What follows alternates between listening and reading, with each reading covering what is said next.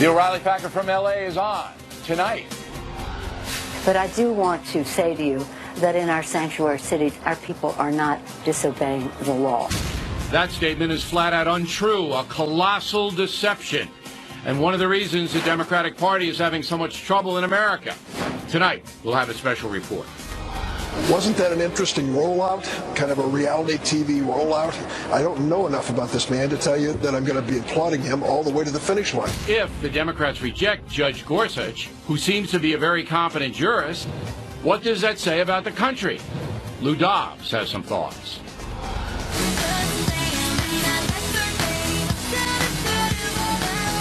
Also ahead, will Lady Gaga use a Super Bowl halftime show to spout political gibberish?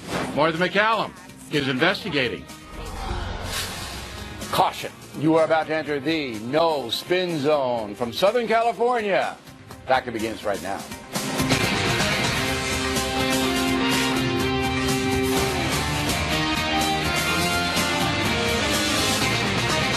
Hi, I'm Bill O'Reilly reporting from Los Angeles. Thanks for watching us tonight. Is the Democratic Party in serious trouble?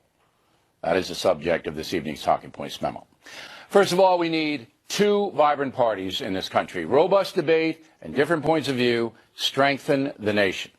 But a big change is taking place. The term loyal opposition in politics is now devolving into just opposition. The loyal has left the building. In President Trump's case, no matter what he does, there are some Democrats who will oppose him, and that is harmful to America. Also, there is deception. Last night, House Minority Leader Nancy Pelosi held a town hall. The subject of illegal alien violence was raised. In 2010, one of the illegals slaughtered my son. I'm so sorry. He tortured him, he beat him, he tied him up like an animal, and he set him on fire. And I am not a one-story mother. This happens every day because there are no laws enforced at the border. There's nothing, I'm sure, that can compare to the grief that you have, and so I pray for you. But I do want to say to you that in our sanctuary cities, our people are not disobeying the law. That is flat out untrue. A deceit that is outrageous. Congresswoman Pelosi well knows that in San Francisco, her hometown, an illegal alien deported 5 times is now charged with murdering 32-year-old Kate Steinle. That man, 54-year-old Juan Francisco Lopez Sanchez, will be put on trial soon. But the verdict on San Francisco itself is in. Guilty of failing to hold Sanchez, even though the feds asked for him to be detained. They let him go. Somebody told Nancy Pelosi. Now, all over the country, Americans are outraged that a beautiful woman like Kate Steinle was gunned down by a foreign felon who had illegally crossed back into this country 6 times. Yet Mrs. Pelosi has the gall to say that in the sanctuary city of San Francisco, our people are not disobeying the law. Did Sanchez disobey the law, Mrs. Pelosi? Again, you told a bold lie, madam. If one of the most high-profile leaders of the Democratic Party is that arrogant, that dishonest, what does that say about the party in general? And Mrs. Pelosi did not stop there, continuing to criticize our economic system. We're capitalists, and that's just the way it is. However, we do think that capitalism is not necessarily meeting the needs with the income inequality that we have in our country. So Americans who are not ideological are hearing this kind of stuff, that sanctuary cities are acceptable, that capitalism is not, quote, meeting the needs of our people, they turn away. But the Democratic leadership doesn't seem to understand that, even though they lost the election. In fact, Senator Tim Kaine, who ran with Hillary Clinton but was not a factor in the vote, pretty much disappearing during the campaign, is proud of his party's rebellious stance. What we've got to do is fight in Congress, fight in the courts, fight in the streets, fight online, fight at the ballot box. And now there's the momentum to be able to do this. And we're not afraid of the popular outcry. We're energized by it. And that's going to help us do our job and do it better. Senator Kaine says he's not afraid of the popular outcry. Well, he should be. Talking Points wants a strong Democratic Party, as well as a vibrant Republican Party. That's the way our nation functions best. But right now, there's a political civil war that is actually harming the USA. And until politicians stop the deceit and embrace policies that help all Americans, that war will continue. And that's the memo. Now for the top story reaction. Joining us from New York City, Eric Bolding and Geraldo Rivera. So, Geraldo, where am I going wrong? Well, I think that in terms of the undocumented immigrants and the crimes they commit and whether or not they commit more crimes per capita than citizens do, you and I have had that debate. You've clearly won that debate among our audience. A majority of the voters in a majority of the states thought that undocumented immigrants were an issue so compelling, so profound, they propelled Donald Trump into the White House. But in terms of the Democratic Party, let me just say that in my view, they will be more effective as an opposition than they ever were when they were in power. They were a dysfunctional power player. I think that now in their weakness, and sanctuary cities is a great example. They are not shrinking, they are spreading. Now you have 4 states, California, Rhode Island, Vermont, you have Colorado, you have Washington State, Oregon, you have 39 major cities, all the biggest ones, New York, Chicago, Los Angeles, Baltimore, etc. You have 364 counties that are sanctuary counties. Why? Because the local law enforcement have deemed it necessary that they have the trust of the undocumented immigrants so they can feel free to call 911, but that's call not the cops, necessarily call so. the fire All of the department, and so places, forth. all of the places that you named are very liberal precincts. Yes. Where politicians depend on the migrant votes to win, the immigrant votes to win. I disagree with that. I totally disagree with that characterization. I think the data backs that up, and a guy like Rahm Emanuel and Bill de Blasio, Chicago, New York, it is the they front couldn't line. win. It is the front line of the culture class. Right now, sanctuary cities will be the front line. It'll be blue against red. It will be the front line. Would you say that Nancy towns, Pelosi, in cities, and states, would and you say that universities, Nancy churches? Pelosi uttered an outrageous deceit when she said that last night? Well, when you're talking about Sanchez, a murderer, a pig murderer, yeah, but then to smear the 11 million undocumented here, I think that you use this egregious anecdote to make a general point, and I think it's very unfair. But again, I've lost this argument to you. I apologize to our audience. I know I'm Nancy out of sync Pelosi with made them. a flat-out statement that people in sanctuary cities don't disobey the law, and it's a lie. Is it not, Bowling? Well, I'm not sure she's saying the people, the illegals there aren't disobeying the law, or she's saying that local law enforcement isn't disobeying the law. Either way, there's a federal law that says, hey, if you're illegal, we're going to deport you. She said the people. All right, she said the people. She didn't say law enforcement. Well, whatever. With Geraldo saying that the reason why there are more and more sanctuary cities is because local law enforcement wants to use illegals as snitches so that they can solve crimes is ludicrous. The reason why there are more and more is because the reason why that's happening is because there's been no penalty for breaking federal law. Once there will be, if Donald Trump is true to what he says, if you're a sanctuary city, we'll cut off federal funding. Watch how many of these cities or states say, you know what, that sanctuary idea wasn't such a great idea for us here locally. We'll see. But people ought to know that the sanctuary order from the federal government is, if you have an illegal, undocumented person in jail, you have to inform ICE, Homeland Security. That's it. I agree. That's the order. I agree. Anything to do with gardeners or chambermaids. The left lies about it, says that the feds and Trump want to round up all these innocent people just working hard. They lie about what the sanctuary is defying.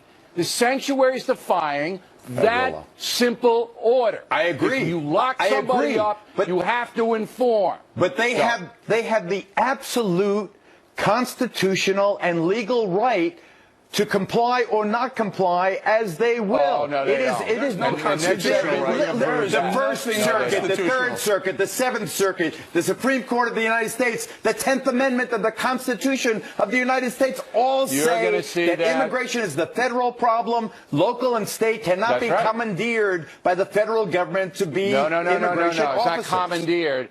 they have to obey federal law. Bowling gets the last word. Well, you just said it, Geraldo. If you want to go divert to the Constitution, knock yourself out. There's nothing in the Constitution that says that someone who is here illegally should have a right to stay. Is there a privilege under some certain sanctuary cities? Perhaps, but that will stop again. I'll go back to the numbers. As soon as the numbers, and they're staggering. Hundreds of millions of dollars, in some cases billions of dollars that could be pulled back from these local municipalities, and watch how fast they cave on sanctuary. All right, we'll see if bowling is correct. Gentlemen, thank you. Next on the rundown, California now says it might declare itself a sanctuary state. That'll certainly lead to a showdown with the Trump administration. And later, Dennis Miller says he has a solution to the big divide in America. Those reports after these messages.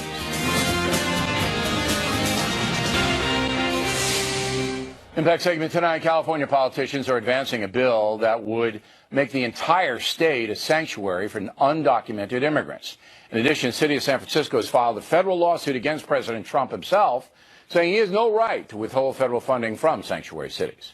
Who's now here in Los Angeles, Dr. John Eastman, the founding director for the Claremont Institute Center for Constitutional Jurisprudence. How do you get that on a business card? It's hard. It's hard. Oh, my God. All right, let's take the sanctuary state first. Can a state just declare itself a entity that's not going to obey federal law? Well, the thing, state officials can't be commandeered by the federal government, but we're talking about what they can be required to do in exchange for getting a lot of money from the federal government. $330 billion a year, California and all its cities get. And all of that is risk, because one of the conditions on all of those grants is that you comply with federal law. And federal law is very clear here. No state can tell its officials that they can't cooperate with ICE. Okay, so technically, California can, according to the Constitution, call itself whatever it wants, but they can lose then $330 billion a year. Right. Right. It's a lot of money. It is. And I think the Trump administration would absolutely do that, even though that would cause mass chaos. Well, even more interesting, there's another federal law that says they're required to do that. That any recipient of a grant that continually flouts federal law, they have to do. They have to do it. They've got to give additional opportunity to come in compliance with the federal law, but at some point they have to say, if you're refusing to comply with federal law, you're not eligible for these grants. Here's what I don't understand. As I just said to Rivera and Bowling, the pith of this is the federal government wants San Francisco and all the other sanctuary cities to inform them when someone is put into jail behind bars who's undocumented. Oh, that's right. That's it. That's right. And asking for information has been held by the Supreme Court not even to be commandeering, which creates the 10th Amendment problem. Right. We're just giving you information. And this federal law specifically says you can't tell. You live here. Why wouldn't any municipality cooperate with that? Why? Well, you would think they would, because we're identifying people who are a real threat to the community. They have become so ideologically hardline left on this question that they don't want the enforcement behind it. They just don't want enforcement of our immigration laws. And no matter, even if you're a criminal. That's right. Even if you're a criminal, they don't want it. That's what led to the Kate Steinle murder. It certainly did.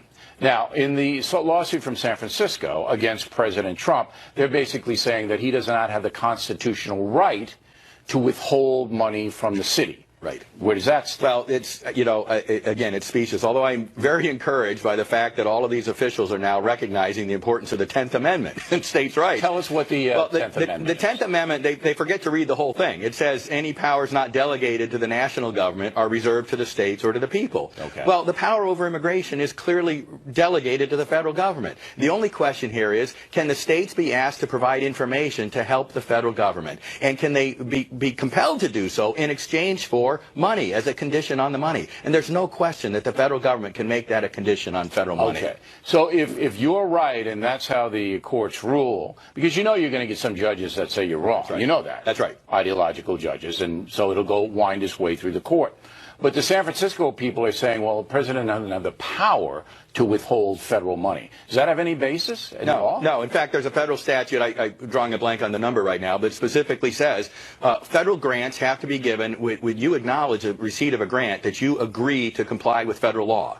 And so all of these grant recipients are putting their grants at risk and creating the potential that they will be rendered ineligible for future grants if they don't come into compliance with federal law. I find it interesting, and I didn't know this until you just said it, that the Trump administration is compelled by federal law to punish the sanctuary cities, or if they do decide in California to become a sanctuary state, they have to punish them. They have to withdraw the money. That's right. The federal law says the president shall, or the administrative agency shall, ensure compliance with federal law, add new conditions on the money to try and bring them into compliance. But if they continue to refuse, at some point to declare them ineligible for those federal grants. Okay. Now, if Senator Sessions gets confirmed Attorney General, he's going to be fairly aggressive, I think, in enforcing all of these things. I think so as well. And what you said earlier about, finding some lower court judge that's going to say this is unconstitutional. For many ideological judges, unconstitutional is anything they don't like. Yes, of right? course. But I think when it gets to the Supreme Court, and a full complement of the Supreme Court with Neil Gorsuch as the new Associate Justice, I think we'll find at least 5-4 and hopefully larger majority of the court to say what the president is doing here is perfectly okay. Thank you, Doctor, for coming in. Thank you. My pleasure. Directly ahead, Dennis Kucinich says President Obama is responsible for the refugee problem. Wow. And Lou Dobbs has some thoughts on how the president rolled out that refugee executive order. Also, is the NFL worried about Lady Gaga spouting political stuff during his Super Bowl halftime show? Up ahead.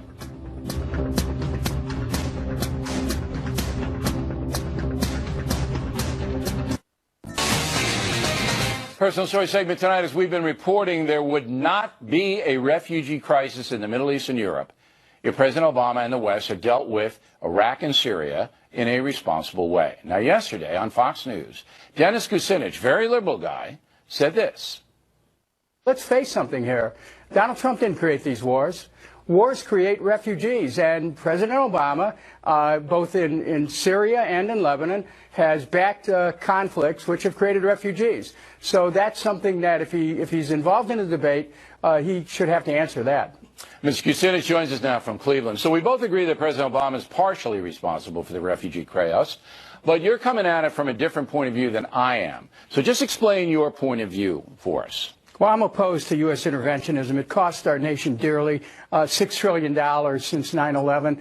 We have a right to defend ourselves, but look, Iraq, that was President Bush's watch, created an enormous amount of refugees. Libya and Syria created a lot of refugees. That was President Obama's watch.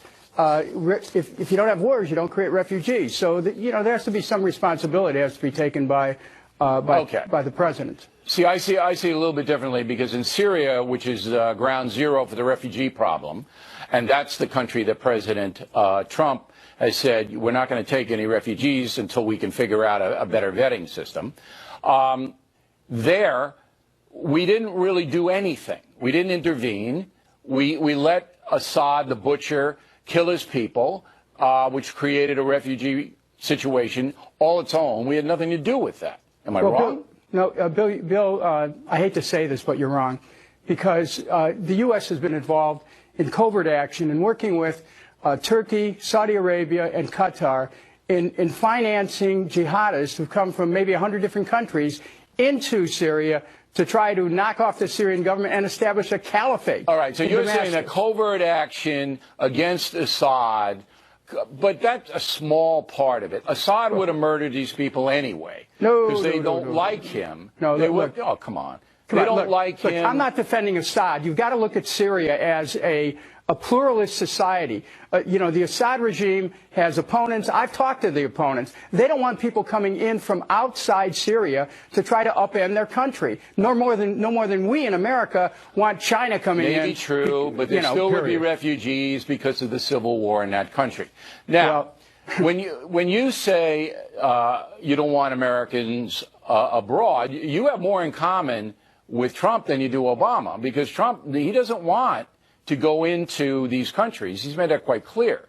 Right, go ahead.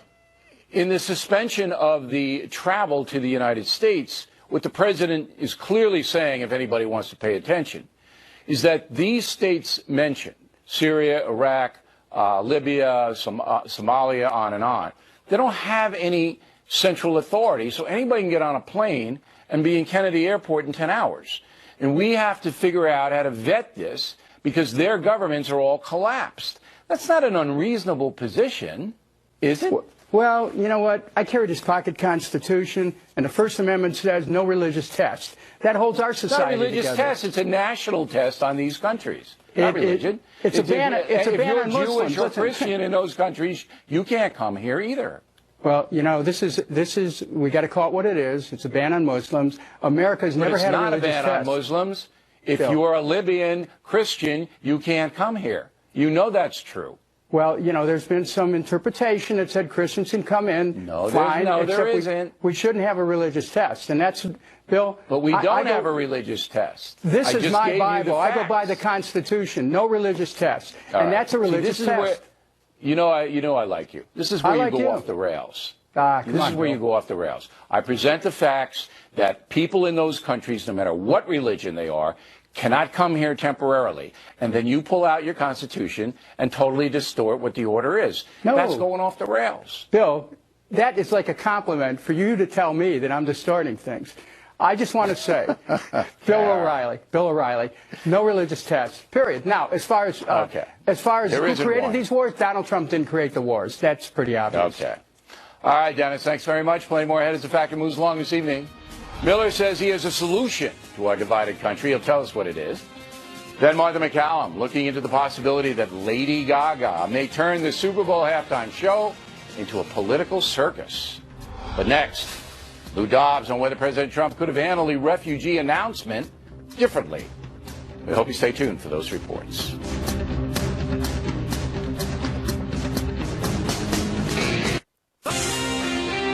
Unresolved Problem segment tonight, the far left still hysterical over the presidential executive order that stops some refugees from coming here, at least on a temporary basis.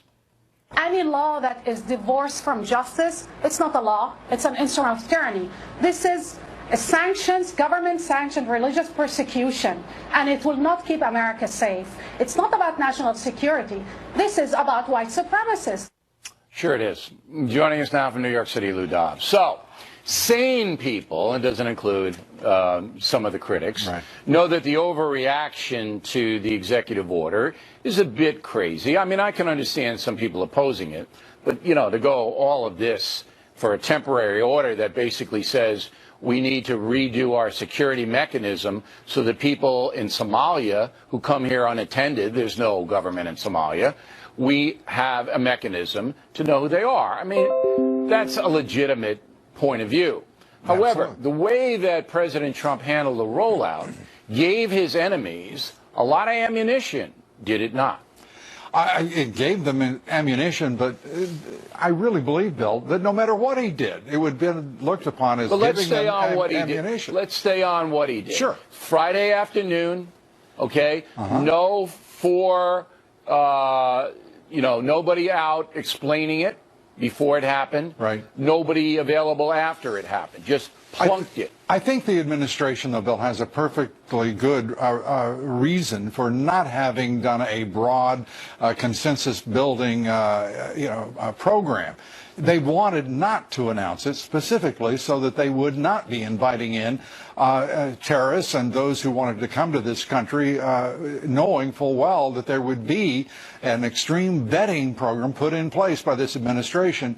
I understand that's the explanation. Right. But it would have been hard for terrorists to, within a few hours, get on a plane to come to New York. Possible. Right. But the way they did it, the Trump administration, was they just jammed it out there. They didn't explain it as it came out, and they did it on a Friday, and they gave the anti-Trump people so much propaganda to demonize him in the order, didn't they? I would say this to you. The anti-Trump people are precisely the same people tonight as there were Thursday before the order went into effect. The attempt to propagandize has been going nonstop since it became clear that this was that Donald Trump was a very successful and likely victorious presidential candidate. from the time he was elected. I mean, we only see his enemies mount within the ideological left. I mean, you've got Elizabeth Warren with a bullhorn at the airport cheering on folks. You've got these mindless George Soros-funded demonstrations. You can diffuse some of that. Although I have to say, I saw a Reuters poll where the president is actually, and I predicted this would happen, gaining in popularity after this refugee order. But I'm always to the fact that if you're going to do something and you really firmly believe it, put it out the best way you can. And put it out with full explanation. Administratively, have Lou Dobbs explain it on his show, and millions are watching him, and all that. I think that's a terrific idea, except for the part where I don't believe Donald Trump, as President of the United States, should be involved in the administration of a program at this level. He issues orders, others implement it. This administration is... But it's his responsibility of course it is. to put America he is proud of the what best he's done light here. And the American people feel safer as a result. Too. Well, think about this. I mean, Theresa May, the Prime Minister of the UK, is before Parliament, with a screed, excoriating Donald Trump, with whom she has just had an entirely successful meeting over this extreme vetting order, interfering in U.S. politics. I mean, who are these people, and since when do I'm we not entitle justifying them? the people. Right. I just think it's better for America, all right, if all of our policies are clearly explained as they happen. If you will see if you would accept just this element, if you will, complement to what you're thinking, and that is that for the first time we have a president who is making it absolutely clear to the entire world, whether they like it or not, that we're going to take our sovereignty seriously, the safety of our people seriously, and the security of the nation will be the president's primary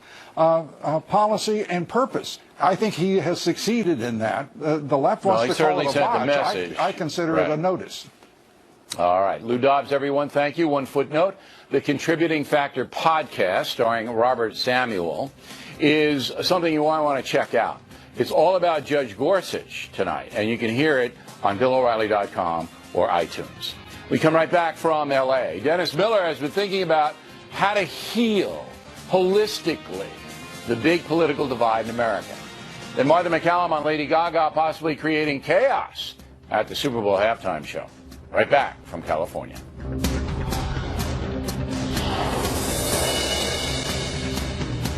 The #1 cable news show for 16 years and counting. Thanks for staying with us. I'm Bill O'Reilly in the Miller Time segment. Let's get right to the sage of Southern California, who's in Southern California this evening. Here we are, Miller. Billy, what a beautiful room you're staying in. Bill actually sleeps right here in the room. Right. You can see he brought his good luck elephant bong out from back east. It's not a bong. It's kind of a Thailand. Hard copy, first editions of Killing Everybody and His Mother. Beautiful, Billy. Beautiful. All right, so now I know you're a deep thinker, Miller. Most people think you're a shallow showbiz guy, but that's not true. You're a deep thinker. And you know we have this divide in America, and you've come up with a way to solve it, I do my part. I do my part. It's appropriate you're here in L.A. because the red and the blue states are now probably as balkanized as the Crips and the Bloods, quite frankly. It's gotten pretty nasty. But it hasn't gotten violent. It's not near a civil war. But you have to admit, it's probably the most pronounced I've seen it in my lifetime. Right. And I was thinking, well, we don't really hate each other. Some people do, but I think most people, and we all have people we love or good friends on the other side of this discourse. I think that it's just like we can still be friends, but we can't live together anymore. So I came up with an idea for the country to break up. And I got this from the great scholar, the Pliny the Elder of the modern masses, Gwyneth Paltrow. When her and her husband Chris Martin from Coldplay broke up, they called it a conscious uncoupling. Mm-hmm. And I think it might be time for a conscious uncoupling. Now, I put together some artwork, Billy. Right. It might be time to, pick albums, Who Gets the Dog, and split up.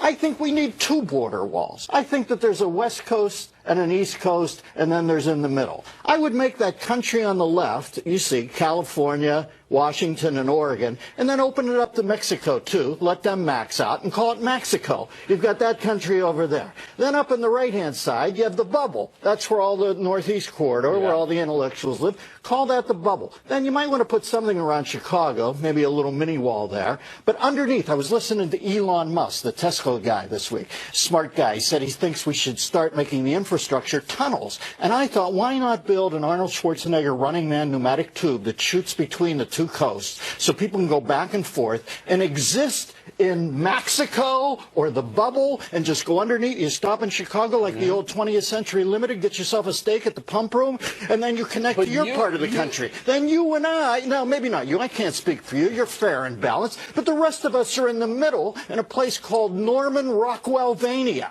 where it's like the old world. But you'd have to leave beautiful Santa Barbara. Oh, somehow I'd pry myself out. That would be one of the things that everybody would have to pick where they want to go. Yeah, and let the other countries do their thing. Right. And then Mexico could be back part of the United States. I'd have to leave Long Island. I'd have to go really? West This is the most self-revelatory you've ever been about your politics. I don't know if I'd have to leave, but if I'm there, if I stay on Long Island in the bubble country, you can't they're going to kill me. Yeah, they'll hang me. But this would be beautiful because they would get to raise taxes the way they want, spend the way they want. We could have easy visa things where people could go across the borders to visit. You know, don't make it like the Brandenburg Gate. Make it easy. A day visit. Okay. You go see your loved ones and things like that. In Pennsylvania. And everybody just splits up and then we all mellow out. The liberal precincts, though, are much smaller than the traditional precincts. They don't want anything to do with us. They hate us. They think we're rubes. They think we're idiots. I'm doing this out of a loving gesture. Let's split up before it gets really vile. But do you think that the Mexifornia, is that it, Mexifornia? It's called Mexico. Mexico. We max out Mexico. Okay. Mexico. Now, would they be able to survive, though? Or would Billy, it'd be better. Everybody, every day I hear people say, no, we shouldn't have a border. It'll be good for us. And I think maybe they're right. Maybe they're right. Them not have a Washington, border. Oregon, Washington, you get an idiot like Jim McDermott's in charge. He would love Mexico. Okay, but there'd be a huge wall between Washington and Idaho and Nevada and California. Infrastructure. Right. And then, here's jobs, the thing, right? like behind the home plate at Chase Stadium, we sell signage on the walls. We make a buck off it. Everybody wets their beak. Who would be president of the bubble? Well, in Norman Rockwellvania right now would be Trump. But out on the bubble in Mexico, it could still be Obama because they love him. And everybody'd be happy. Or Nancy Pelosi. And then the best football team in Mexico plays the best football team in Norman Rockwellvania. Boom, we have a true Super Bowl. Dennis Miller, everybody, a reminder. I'm here all week. Hey, Billy, by the way, did you see the Bud commercial that they're running, huh? Martha's going to talk about it. Yeah. Hey, listen to this, folks. Take a Bud Light and go to any one of the 7 countries on that immigrant list and crack it open on the main drag. Then when you eventually track down your head that they've scimitarred off, give a sip of the Bud Light to the head. All right, Bill, you got to shut up now. All right. Got to go to commercial. Miller's going to be in Waukegan, Illinois on March 23rd, by the way, if you want to check him out. Martha McCallum is mentioned on deck. We'll show you that very controversial Bud ad. It's going to play during the Super Bowl. Also, Lady Gaga may cause some trouble at halftime. Right back. The book segment tonight, did you see that? One of the big Super Bowl commercials will be a Budweiser deal with an immigration theme. You don't look like you're from around here.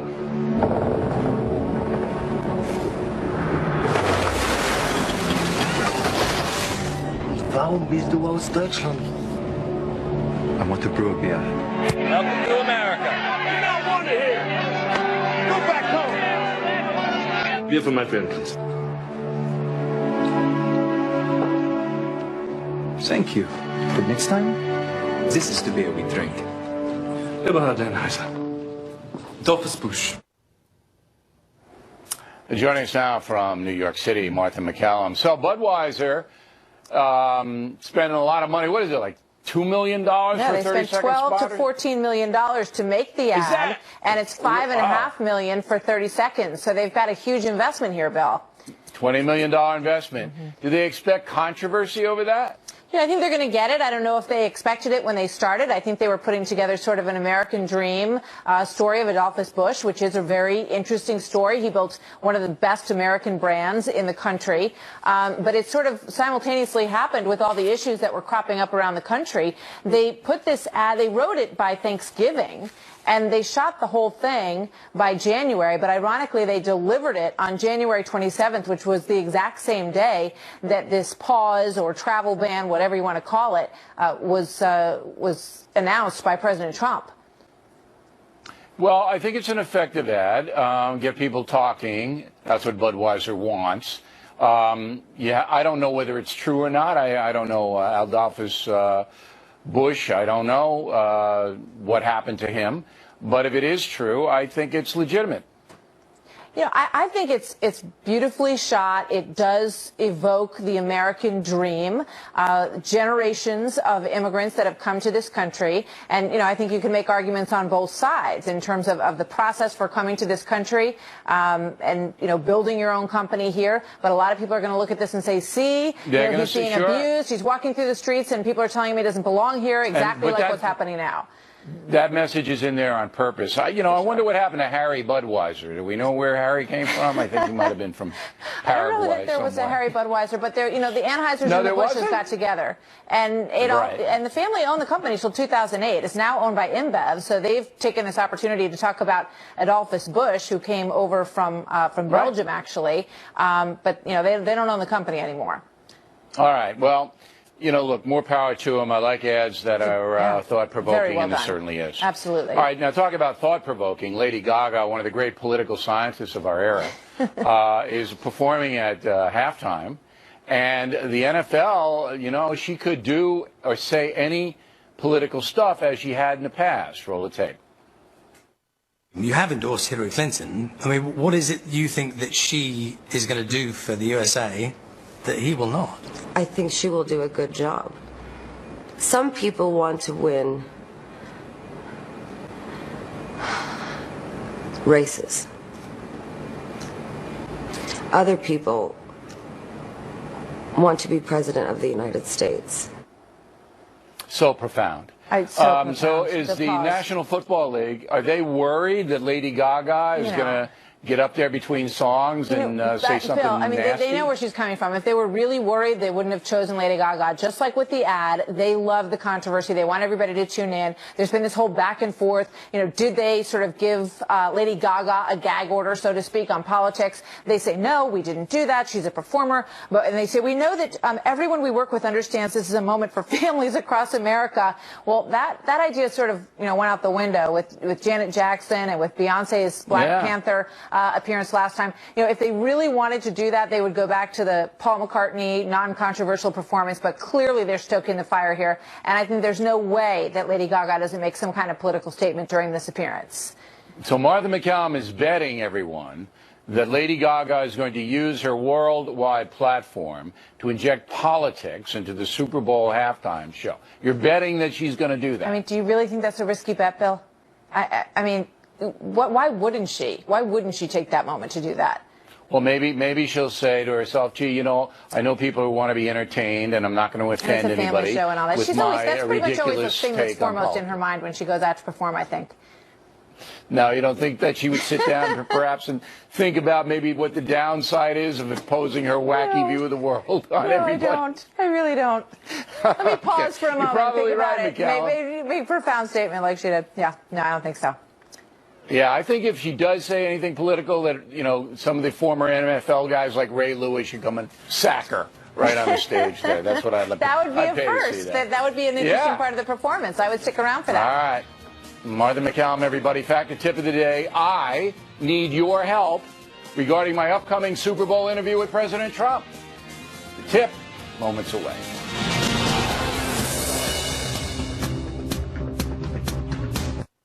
Tip of the day, what would you like to ask President Trump? In a moment. But first, the mail. Alex Hyman, New York City. Bill, your oversimplification of conservative versus liberal jurisprudence and bumbling analysis of the Gorsuch appointment shows you are clueless. Kindly do your viewers a service and invite a first-year law student on your program. Reggie Berneman.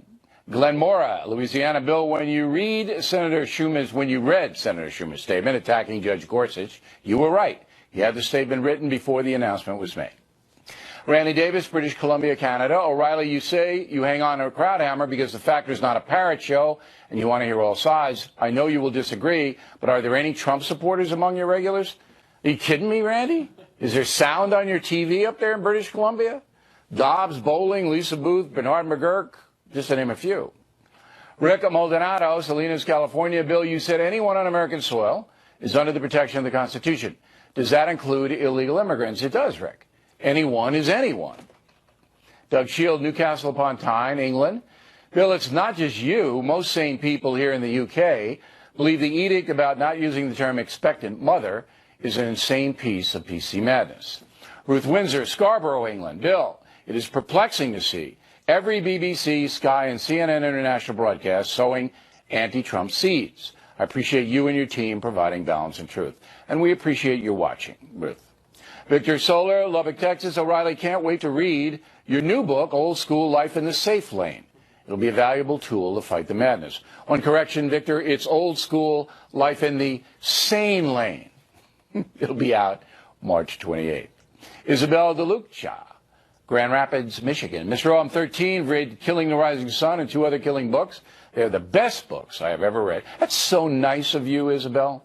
Thanks much for reading my books, and I hope it helps you in school and history and social studies. Flying Time Factor tip of the day, as you may know, I will be interviewing President Trump during the Super Bowl pregame show about 4 p.m. Eastern Time this coming Sunday. Now, this is the 3rd time I've done a presidential interview before the Super Bowl. And I always ask you guys to send me some questions that you would ask the president if you had the opportunity. And I use some of them. So, we'll give you the address in a moment. It's always good to help people out. I need help.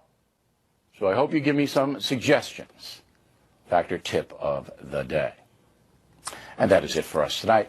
Please check out the Fox News Factor website, differentfrombillO'Reilly.com. And here's the address to send me your questions you'd like to ask Mr. Trump.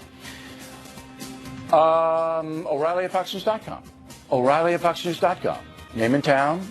If you wish to opine, you got to put your name and town on the questions. Where they do not be doltish when writing to the Factor. Tomorrow, Bernie Goldberg will give me some suggestions on that interview as well. Again, thanks for watching us tonight. I'm Bill O'Reilly reporting from L.A. Please remember that the spin stops here. So we're definitely looking out for you.